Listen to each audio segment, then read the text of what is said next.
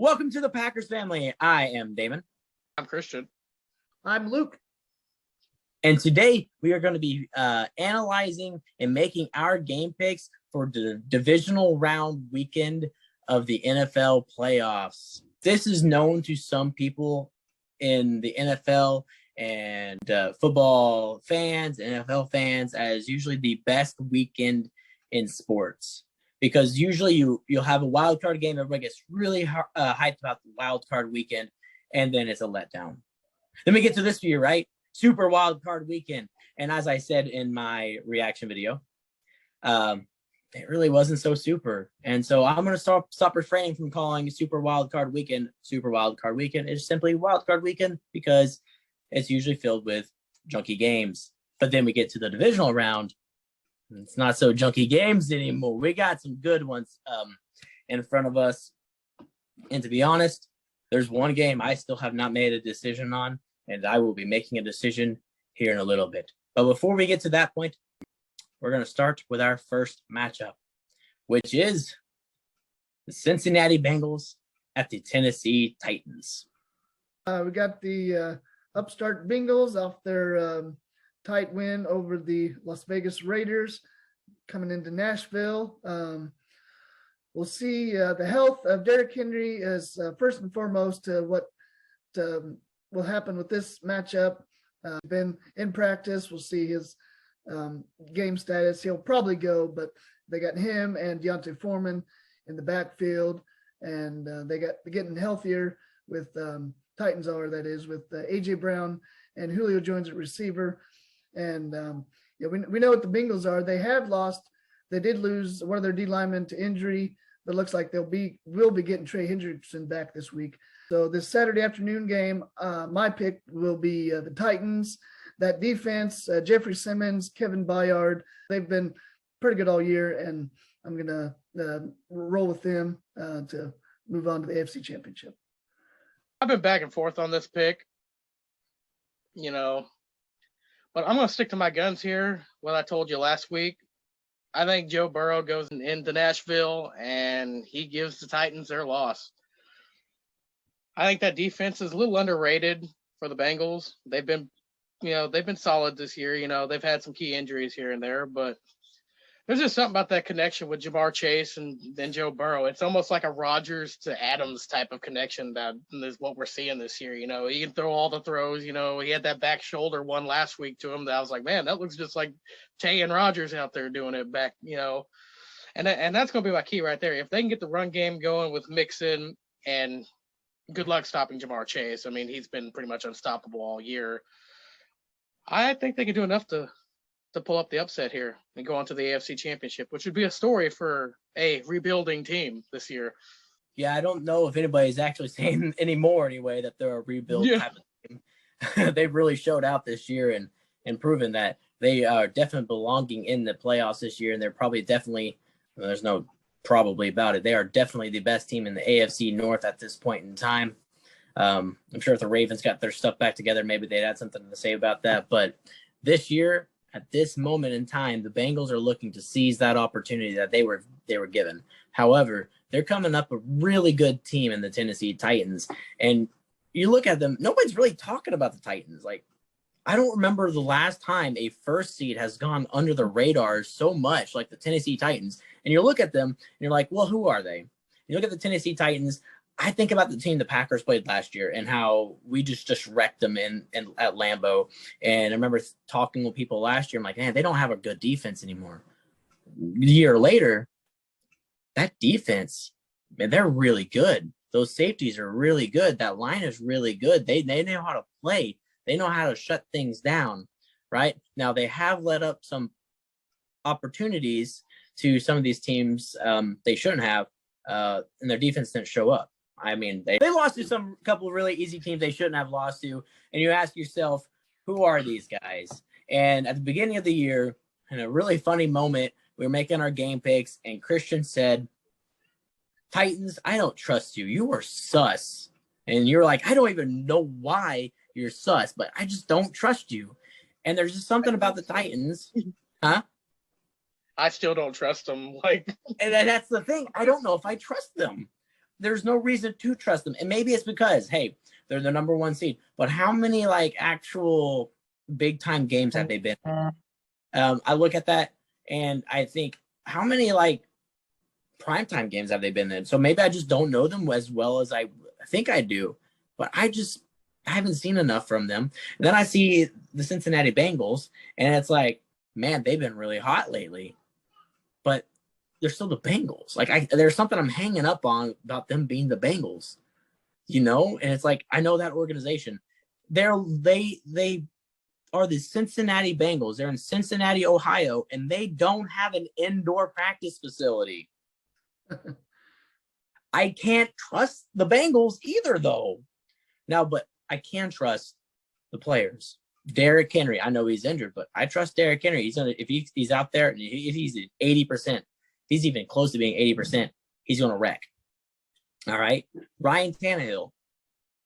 Look, people don't appreciate what Ryan Tannehill has done for the Tennessee Titans. In the past, Titans haven't had a good quarterback play. Ryan Tannehill comes in, and he really rights that ship. Okay, and you can't just say it's all Derrick Henry, because they haven't had Derrick Henry since week 8. That offense can play really well. They are tough at wide receiver, like Luke said, A.J. Brown, Julio Jones. And then I look at the Bengals. Who do I trust there? Man, I trust Joe Burrow. Like, there's one throw last weekend against the Raiders where that linebacker was chasing the receiver. I don't remember who the receiver was. Maybe it was Jamar Chase. He was chasing the receiver, and his back was away from Joe Burrow. Joe Burrow threw it right over his shoulder, right over the linebacker's shoulder, and completed the ball. And that reminded me of Aaron Rodgers. And I trust Aaron Rodgers. Therefore, if I see any semblance to Aaron Rodgers, I have to trust Joe Burrow. And especially the past few weeks, I trust Jamar Chase. I trust Joe Mixon a little bit. I mean, there's sometimes they maybe not put him in the right situation, but at defense, I don't necessarily trust the Bengals. So, I really had this one picked beforehand, and this is one of those moments I'm like, well, maybe I actually don't have it picked. I'm going Bengals. Joe Burrow just seems like a quarterback who's out to prove that he's going to be the guy to lead the Bengals to the promised land. Now, he's going to be able to do it. Not very many quarterbacks have led their team in their very first year of making the playoffs to the Super Bowl. Joe Burrow's looking to be the first one to do that. I like to say, too, if you can go toe-to-toe with Kansas City in a shootout and still become victory, man, Yeah. I get this is a different, playoffs are different than regular season, but still, that game right there just gave me the ton of respect for the Bengals. Yeah, I remember earlier the year I made a prediction video for the playoffs and who would be the number 1 seed, and I had the Bengals. People said I was crazy. I was like, well, no, I think the Bengals are better than what most people think. But I like I said, I get hung up on them being the Bengals. But I'm going to go Bengals here, and I'm probably going to be wrong. I don't know. I'm going Bengals. Our next game up that we have to analyze, hey, go Pack, go, is the 49ers at Packers game. This is going to be at Lambeau Field. Kickoff is going to be probably about 10 degrees, wind chill probably in the negatives. Going to be cold. What do you got, Luke? Yeah, this is a good matchup. Got the Packers returning, as you guys know, quite a few guys from injuries this past week or two. They got Bakhtiari back against the Lions. He should be good to go. And they got Jair Alexander back, and one of the Smith brothers returned, and with Rodgers and him and Adams, I mean, you can't say anything more. That they're just elite this year. I mean, there's not a better quarterback wide receiver combo this year, and with those two, it's very hard to pick against them at Lambeau. And they got playmakers on defense, the ones I mentioned, plus Kenny Clark and up and coming young rusher Rashawn Gary. That's his name. Thank you. Those points combined with the unknown health of the Niners' two best defensive players, Warner going out with an injury last week, Nick Bosa currently still in the concussion protocol. They still might play, but just the not 100%. Those two plus Garoppolo's health as well, the Niners quarterback. They can contain Debo. I think the Packers will move on to the NFC Championship. Yeah, that Debo is a big question mark there. That's what scares me the most. But Christian, I gotta go Packers here. It is a little scary.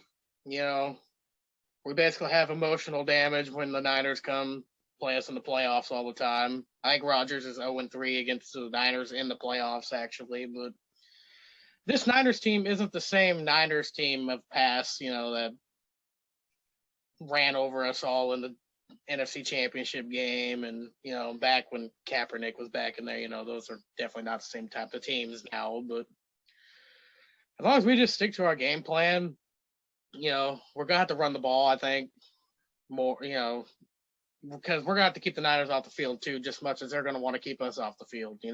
If we can sustain long drives, keep putting points up, a few defensive stops here and there, I think we do advance to the NFC Championship game. But I think this game's going to be close. I really do. This Niners team is a matchup nightmare for whoever they play in the NFL right now. And they're one of those teams that could go all the way too, as they've had a rough season, but when the Niners there's something about Kyle Shanahan Niners that just scares the living crap out of me. And it's because, he can put anybody anywhere. And we've said it before, against the Packers, teams like to bring out these weird concepts, weird formations, and it normally catches us off guard. It always catches us off guard, actually. So even in the last game against us, they did, because they used Trey Lance in a weird spot and got a touchdown on us with it. So I'm expecting Kyle Shanahan to go deep in his playbook, and we're going to see some odd formations. But I still give us a win here. Yeah, I kind of go to show you how much respect the Packers have for the Niners, and maybe as little respect they have for Mike McCarthy and the Dallas Cowboys. They legitimately started preparing for the San Francisco 49ers before the Niners even played the Cowboys. Thought that was pretty funny. Maybe a little bit of a slap to the face against old Big Mike. But, I mean, they know each other so very well, and they have to get on it. And it's crazy. Like, Matt LaFleur and Kyle Shanahan are like best friends. I believe they were in each other's weddings and stuff. Like, that's how close they are. They might as well be brothers.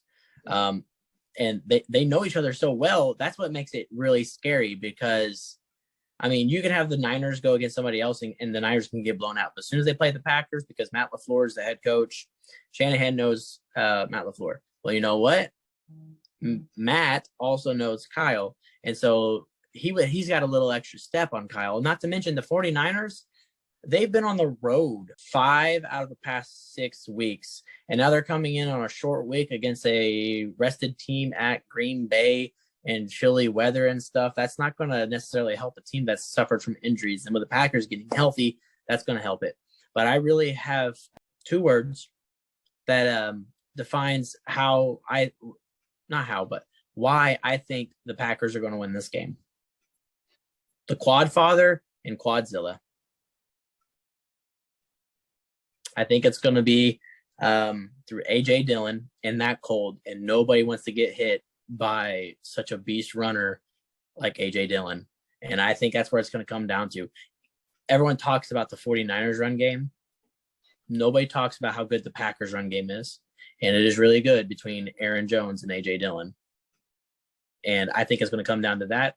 I think the Packers are going to control the ball. I think Aaron Rodgers is going to make the throws he's going to have to in the cold weather. And Jimmy Garoppolo is not going to be able to make the throws he's going to have to make because his hand is so damaged. Like, he's got a ligament pulled right in here. Okay. And that causes him severe pain. The thumb and the index is how you grip the ball.